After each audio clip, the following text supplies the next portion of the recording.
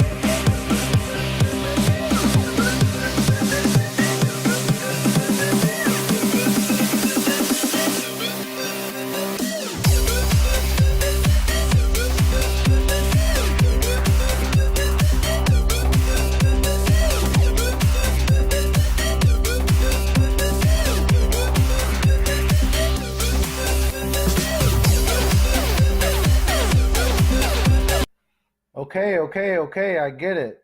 But that's enough with the obnoxious music. Can you show me what innovating looks like?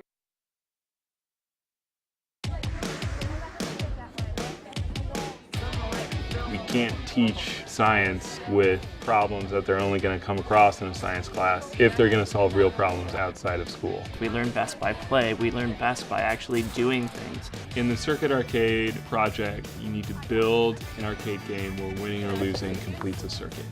Some of you are on like second prototype phase, like you have it, it's done. What can be improved? How are you going to make your game look like something that kids are going to want to play? Are we covering these in foil so it'll be easier for it to hit the battery? We could, yeah. When you're constructing and making things, you're experimenting, you're exploring, and you're also failing. You're going through and figuring pieces out. When the question came up of what are some problems that people have in the world that middle school kids could get involved in solving, the idea came up of light.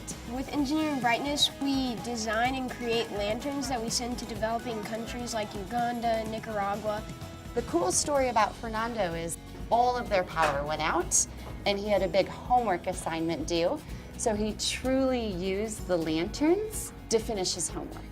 I think we kind of take for granted what their living conditions are, and so to help in any way possible, it's just really cool.